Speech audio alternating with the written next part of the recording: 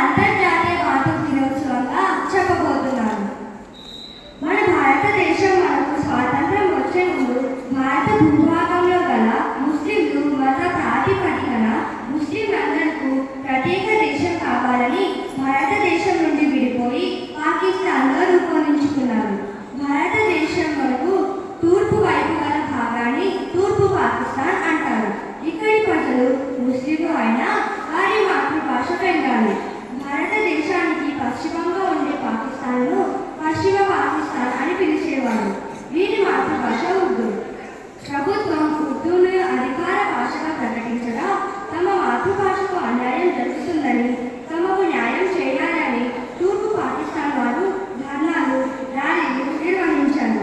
విశ్వవిద్యాలయంలోని విద్యార్థులు, ఆచార్యులు, ఉద్యోగులు, సామాన్య ప్రజలందరూ ఈ ర్యాలీలో పాల్గొన్నారు. 1952 ఫిబ్రవరి 21వ తేదీన పోలీసులు చంపిన కాల్పులలో 4 విద్యార్థులు అమరులయ్యారు. ఈ రోజు వారు అమరవీరుల దినోత్సవంగా జరుపుకుంటారు.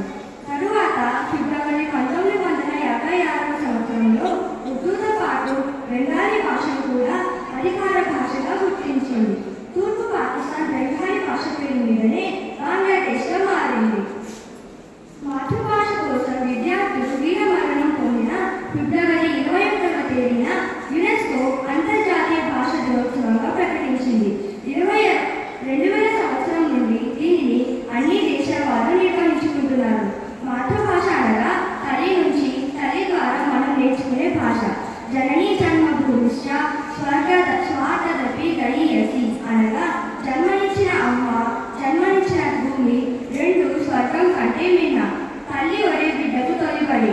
మొదట శిశువు మాట్లాడే మాతృభాషలోనే విద్యాభ్యాసం చేసి ఉంటే మనకు స్వాతంత్రం ఏనాడో వచ్చేదని మహాత్మా గాంధీ గారు అన్నారు.